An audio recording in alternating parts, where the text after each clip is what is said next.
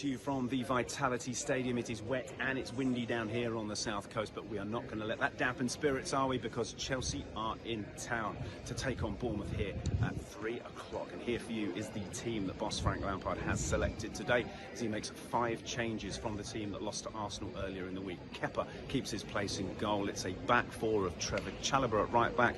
In the middle, Thiago Silva, captain once again today, alongside Benoit Badiashile back in the starting 11 with Ben Chilwell at left back. A midfield 3 today of Enzo Fernandez, N'Golo Kanté and Conor Gallagher, with Mykhailo Mudryk, Noni Madueke behind striker Kai Havertz. Incidentally, Lewis Hall amongst the Chelsea subs here on the south coast today. Now, I'm sure you don't need me to remind you, but wherever Chelsea FC and their fans go, Trivago is there to bring us all together on match days. And once again, the Wherever You Go wall is presented by our official club partner, Trivago. So wherever you are in the world today, make sure you send us in a selfie and a message of support for the Blues.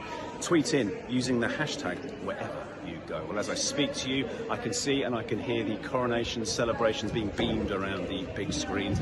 We will also have a rendition of the national anthem prior to kick-off. Let's just hope that Chelsea serve up a performance that is fit for a king.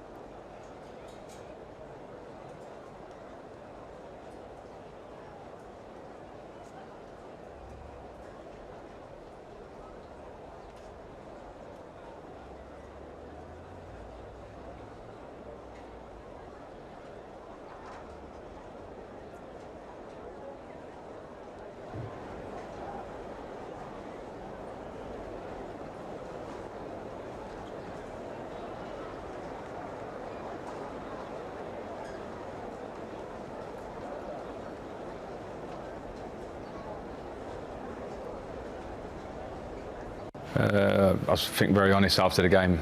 First half wasn't up to our standards. Second half was better, but we know we need to produce that consistently over a game to get the result to turn feeling. So the players, yeah, they've recovered well.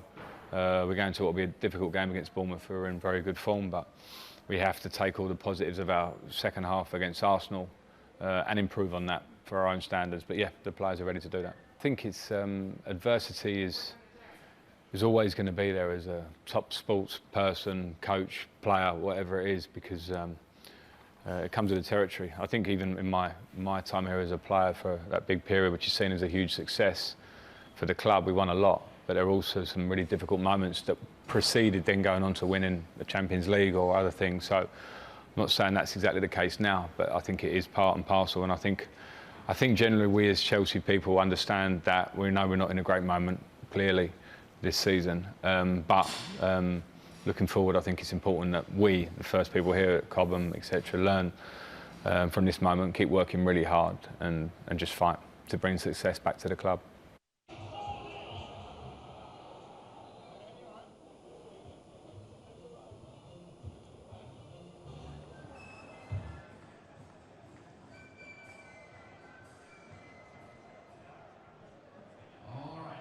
We've got thanks to Uber Eats, a signed football to give away. We're in front of the Vitality East stands. James is on the camera, and James is going to go to the stands. He's going to pick a winner. So if you'd like to win a signed football, James, pick yourself a fan. Slowly but surely, who's he going to settle on? The noisiest, most animated fan, I think, by the looks of it. Hey, that's not bad. Who's he going to zoom in on though? There's a few there on the platform. Where are we headed? We've got a little room now, we're going to have to narrow in, James. Who's going to have the ball with thanks to Uber Eats? And we pick one out. In the away retro shirt, come on down, sir. You're our winner this afternoon. Okay, welcome inside the Vitality Stadium. It's the relative calm before the storm, so I thought perfect opportunity for a little guided tour. Let's take you for a walk, shall we? And I'm going to bring this is my all-important tunnel pass. Can't go anywhere without that. This will be the walk the players will make prior to kick-off. Through we go. Lots of activity in the tunnel. People get ready for kick-off at 3 o'clock. Okay, here we go. Home dressing room there, and then I'll spin around 180 degrees. That's the one we're interested in, the away dressing room. Lots of medical work being done in there, so we're going to keep out of their way. Incidentally, Chelsea playing in the white kit today, which will include a certain Mateo Kovacic, who celebrates his 29th birthday, so happy birthday to Kova. And speaking of familiar faces, there he is. There's that guy, Dom Solanke, nominated for the April Player of the Month award. Congratulations to him for that, and also congratulations to Dom and his partner, who are expecting a baby very time soon. Okay, here we go. Through the tunnel into the pitch side area. Been raining on the south coast all day, but what that does mean is we have a very slick looking playing surface, and once they've dried off, the travelling Chelsea fans, well, they'll be sat over in that corner there. Speaking of seating arrangements, here is the away dugout, which is where Frank Lampard and his coaching team will be. Incidentally, something special happening at half-time here at the Vitality. The Bournemouth under-18s will be out here for a very special medal presentation, and one of the squad, a certain Harry Redknapp Jr., which happens to be Frank's nephew. Let's hope that won't be the only thing that the family will be celebrating come 4:45 today.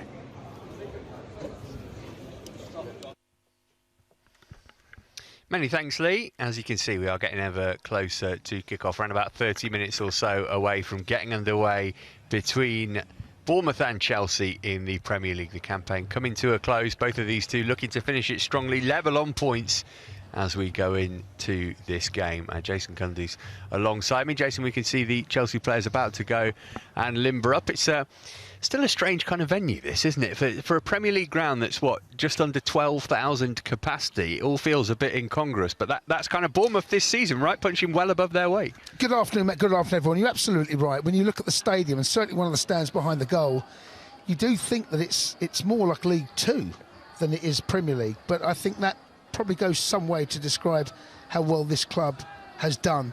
And under Gary O'Neill, who you and I know very well, is a lovely lad, and he has done a remarkable job to get them to where they are now. And it feels like they're safe, although you're never safe until it's mathematically possible that you can't go down. This will be a game today at home. Their record recently has been very good, but it's one of those grounds that you come to, and if you're not prepared, and you're not, so these Chelsea players go to Newcastle playing Chelsea, Man United, all these grounds. You come here and you underestimate what's happening at this football club, you're in for a big shock, as Liverpool found out to their cost. We'll get to our 3 points for 3 points shortly. Let's start with a bit of reflection on the team news, though. 5 changes that Frank Lampard has made, and he's done what many Chelsea fans were hoping he would do, I think, hasn't he? Putting in Benoit Badiashile and Noni Madueke again, and Mudryk from the start. Yeah, so let's start with Badiashile. Surprised he hasn't started more games under Frank Kirby. I know he wasn't in the Champions League squad, so that was that couldn't possibly happen. But I think he's been very good, Matt, really good. Of all the signings we made in January, the permanent ones, I think he's looked the best of the bunch, and he probably cost the least, 30 million, I think he coming out. So good to see him back in the side. It looks like a 4 at the back. I can't make a case for a 3, even though we've got 3 centre-halves. Looks like Trevor's going to play right back, Chile left. The shape of the team could be a 4-2-3-1 or a 4-3-3, depending where the ball is and how you want to play it. So Kanté alongside Enzo. Gallagher is the one that you'd expect to, perhaps, if there is going to be someone breaking and pressing, it might be him, even though Kanté did that against Arsenal. Madueke and Havertz and Mudryk either side. So it looks like those 3 are up top. I can't imagine it's going to be any different there. Madueke we thought was their best player against Arsenal. Showed real steel, actually, in a difficult game, in a game that we didn't see a lot of the ball, but I thought when he got the ball, he was really progressive, looking to go forward. There was a time where he went down the right-hand side, he had 2 or 3 round him, kept going, a couple of little tricks, managed to get beyond them. And if anything happened, and as it turned out he scored the goal, it looked like it was going to come through him. Yeah, just worth pointing out, by the way, we're told that Wesley Fofana has a hamstring injury, which is why he's not involved for Chelsea today. Let's move on to our 3 points for 3 points then. Number 1, use our inverted wingers as a weapon. Madueke and Chilwell had Chelsea's best moments against Arsenal. How's this work out for you then, Jason? Well, I mean, the goal that we scored, actually, it just goes to show that you can get in beyond. It's the run, it's the timing of the run, but it's everything. So this is where the work on the training ground that we don't get to see. But it's those runs where you stay on side, but you make the runs. So the Madueke goal against Arsenal. I'd also like to see us play to the strengths, both very, very quick. It looks like they'll play a back 4. Can we threaten him behind? I don't think we do that enough. So whether it be the inverted wingers coming in or going outside, can we get Mudryk in a position where he can run onto the ball as opposed to receiving it with his back to goal, and threaten him behind? Because when you play against, from experience, when you're playing against someone who is rapid, your body shape, positional sense changes, especially if there's time and space on the ball. You start to either drop deeper. If you drop deeper, you can come inside, therefore you allow that little bit of space. If you start to get a bit tight, because they do that, the ball over the top. There was one ball against Arsenal, I think it was against Arsenal, where Mudryk, you think, can he get on the end of it? And he is so quick. I've not really seen us, Matt, play to his major strength, and that's something that the new manager, whoever comes in, is going to have to get the best out of. Okay, on to point 2 then, which is to play with greater urgency and energy. That's a difficult thing to kind of quantify, isn't it? I mean, this is about the motivation of players who don't have much to play for the rest of the season, but maybe again that's reflected in the team sheet, because that's not the case for your Mudryks and your Maduekes. And you know, for example, that putting Conor Gallagher into a team is going to give you more urgency and energy, and maybe that's why he's been selected today. Yeah, but that energy it can't come from 1s and 2s, it's got to come from the whole team, because it's about, sometimes you can ponder on the ball, and I felt over the last 2 or 3 seasons I've done commentary with you, Matt, where the ball goes to centre half out to left back or left wing back. It comes back across. There is no urgency, but there needs to be movement in front. So there has to be a catalyst. You can play with urgency, but you need to have a head where you're calming in possession. The movement in front is the right movement. So like I mentioned earlier about Mudryk over the top, you can actually, I think, just turn teams around. I don't think we do that enough. But it's about in possession at the right time. That Thiago Silva is, I think, the best. Well, he's been brilliant for us, my player of the year. But you watch what he does with the ball. There'll be times where he plays it quickly, and there'll be a time where he feels the necessary just to perhaps go sideways and backwards. Then he punches the ball in. It's about punching in, getting pace on the ball into players. But the movement, you've got to get the movement so that you're away from a marker. If someone's up your backside, and you can't receive it. You've got to show willing, make a movement, go long to come short, go short to go long. All of that, but it's got to come from a team. Can't have ones and twos doing it. Everyone has got to be at it for that urgency to happen. And we've got the players to do it, Matt. This is the most frustrating part. We have the players to play the way we just spoke about. The system we've got now, if we're going to play the three up top, look what we've got. Havertz I thought was excellent when he came off the bench. Added a real dimension to it. We look better. All right, they were 3-0 up, but we look better.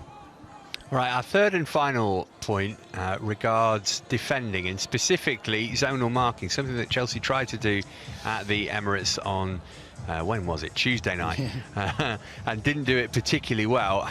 So do you improve zonal marking, therefore, by practicing it, or do you just say, well, that didn't work, so let's just go man-to-man? No, well, it depends. So whatever you decide to do, that work Monday to Saturday is where you find out on the Saturday exactly what happens there. So it is now a modern game phenomenon. So it's a combination of the two. So you mark zonal. What you do, you often hear, how is Lewis Dunk being marked by, I don't know, someone smaller than him? They're not being marked. They're blockers. They stop the run. They're there to frustrate, make sure they get their body in front, make sure that they can't get that run you're looking for. So they're the blockers. Then in the box, in the 6-yard box, you've got the ones that are playing zonal. So one, stop the run from someone like Lewis Dunk or Philip Billing, as we're looking at the moment, who's a big physical boy. And then what you want, then the zonal system comes into play. So it's a combination of the two. You don't just play one now. There used to be a time where you just make zonal or you just man-to-man. Now it's a combination of the two. If one person in that system doesn't do their job, then you present an opportunity to the opposition. So therefore you're looking at Thiago Silva to be the one who's basically organising that, are you? Organising that, but that, so you have zones. There's normally 3 to 4, normally 4 in the 6-yard box. Wherever that ball comes in, you attack your area. And the blockers, you hope, have done enough of a job to ensure that the heavy artillery that's coming from the back aren't going to get enough of a run to get over you, because when you mark zonally, you haven't got the run. You're static, and it's hard. So it's like anything else. If I ran and jumped at you and you're standing, I'm going to beat you to the air. What you want to do is make sure that likes of Trevor Chalobah are in that zonal area. They don't have to fight enough because the blocker has stopped the run. Not illegally. I'm not saying drag him down or pull his shirt. I'm saying make it difficult to get the run. As we heard from Lee Parker, it is a filthy old day on the South Coast. You can see that from the pictures that we're bringing you now. Is that going to work into Chelsea's favour? I'm thinking specifically about the pace of Madueke and Mudryk, and whichever one of those is going up against 32-year-old Adam Smith will be desperate for him to make a challenge and then skip past them on the greasy surface. Yeah, I mean, these for me, the conditions today are for me perfect football conditions. I love playing overcast, a greasy surface where it's drizzling. Perfect. I love those conditions. And what that can do, there's a number of things it can do. Yes, the ball moves quicker over the surface. Zip passes in. You can actually, so I was saying earlier about playing that ball into Mudryk, because it is greasy, you don't want to overhit it. Let the greasy surface do its job. Another thing as well, follow-up shots. Because times you see in conditions like this, where the goalkeeper might spill it, might be a shot from distance, it might be follow-up shots. But I think I don't know too many players that don't love playing in conditions. It's perfect for football today. And something else that might help that, Bournemouth, only Leeds have conceded more goals than Bournemouth this season, 64 the Cherries have had against them, but they have conceded the most goals from set pieces and headers this season. So you want to be whipping corners and free kicks into the box and seeing what they've got. Absolutely. You know, they prey on their insecurities. They will know that, and they'll be working on these things over the week. That's what they'll be working at. Can we somehow make sure we don't concede too many corners as well, or too many free kicks from wide areas? So that's something that they'll be aware of. It's something we've got to try and capitalise on. We haven't got a giant squad by any stretch of the imagination. All it takes is for one player to get away and get that header in. Enzo Fernandez, we are having a look at there. He started every game since he arrived. He's taking the same shot over and over again as well. He doesn't seem very happy with it. He keeps practicing, doesn't he? Not Young player of the tournament at the World Cup. You slightly surprised to see him in today? I wonder if maybe next week against Forest he gets a rest, because he's played an awful lot of football since he's come here. Or is that when you spend £105 million on a player, you're saying you're playing every game? Well, there might be opportunities that Frank can change things around, but I think, Enzo, without being brilliant, there have been games where I've looked at and think, I can see why this boy was purchased for the amount of money. We'll find out. You'll only know on the money that we spent in the last 12 months, in 2 or 3 years' time, how it's going to work out. You can't judge them on this season. This feels like one in a 25, 30 years season, because it's been so bad. But I think Enzo's been good, and I think he loves the ball, wants the ball, shows to feet, never afraid to receive it, even in tight areas. I think, without being brilliant, I think he's been good, really good. So, yeah, I'm not surprised to see him start getting it, and it wouldn't surprise me if he starts the rest of the season. Do you think this is Chelsea's best chance to get a win from the remaining games of the season? I know Forest at home next weekend. Forest are terrible away, so you think maybe, but Chelsea, you know, the struggles they've had at Stamford Bridge. I'm only thinking that because Bournemouth haven't got anything to play for, really. Like Chelsea, they're not going down. And it's not long ago, in fact, it's only a couple of weeks ago, that West Ham came here and won 4-0. I was stunned at that game. Absolutely stunned. West Ham felt like that they were on their knees. And they came and they got early goals, and they managed to secure the victory quite comfortably in the end. I think this is going to be a tough game. The condition that we're in right now, where Bournemouth are, I'll take a point right now, Matt. And that's, you know, and our record down on the south coast at Bournemouth has been poor in years. I remember the David Luiz game. You will remember that. We got thumped there as well. I think when you look at what the games we got left, the chances of us getting the next win does feel like Forest at home. So the motivation for Bournemouth, therefore, is go above Chelsea in the table, which absolutely nobody would have predicted at this stage of the season. No, and I don't think there are words to describe the fact that if Bournemouth finish above Chelsea, what that says about. I mean, we've run out of words, because this season has been, you know, as bad as it can be. But that's the motivation for these players. This is Bournemouth. We're playing in front of 12,000 fans. We won the Champions League 2 seasons ago. It's been a very, very frustrating season. Can we go and win it today? Of course we can. I've not seen anything recently that tells me we're going to win. It feels like a point at the moment. That's how it feels.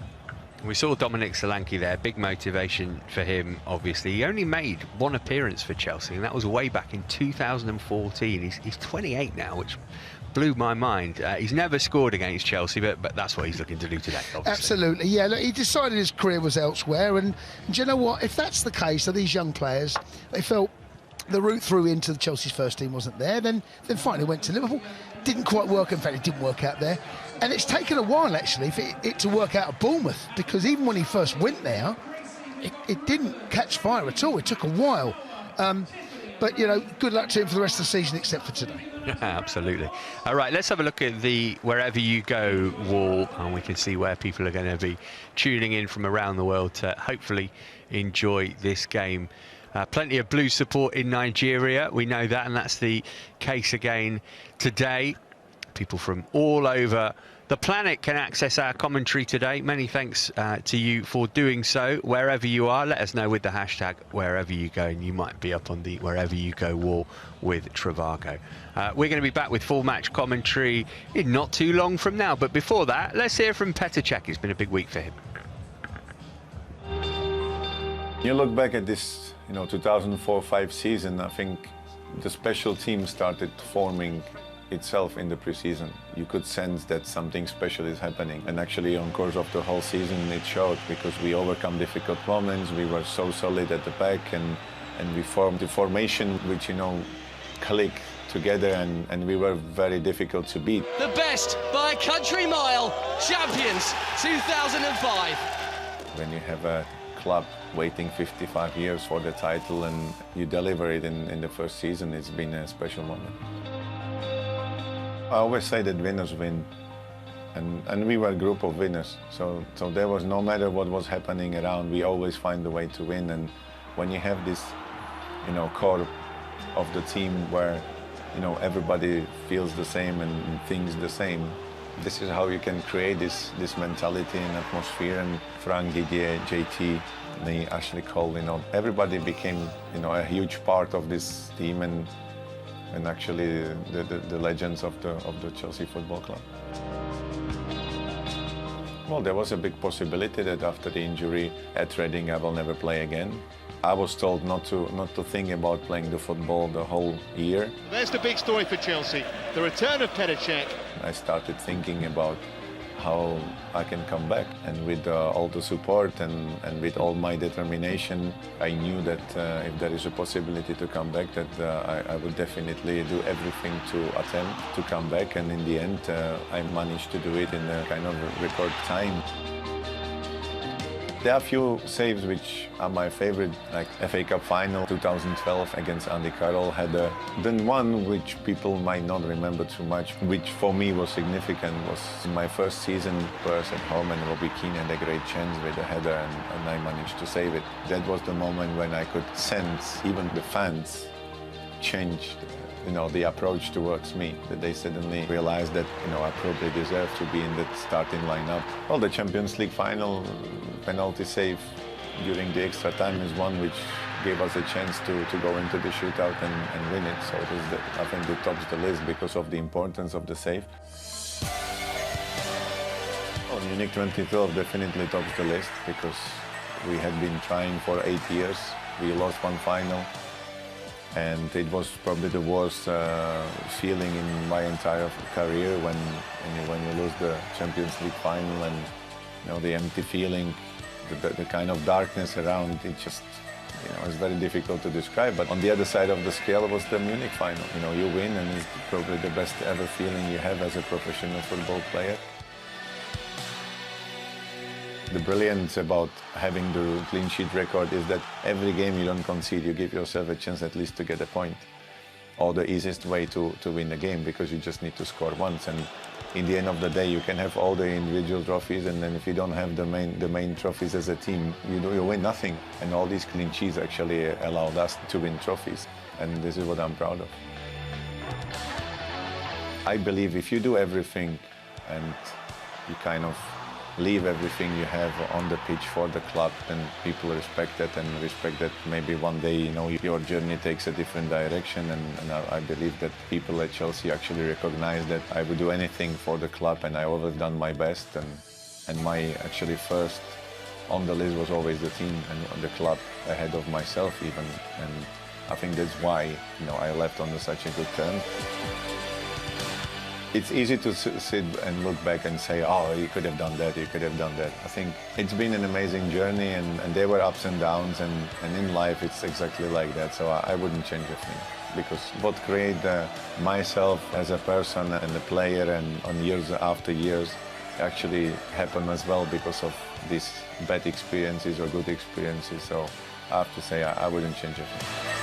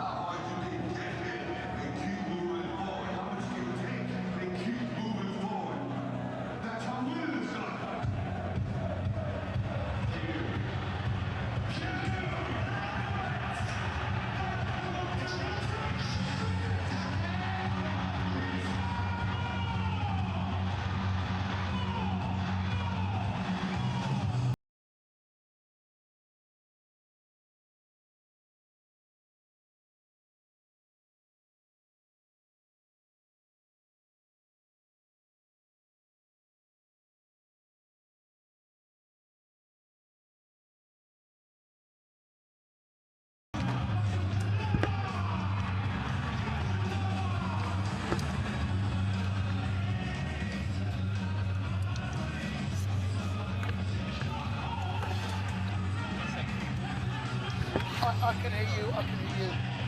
I can hear you.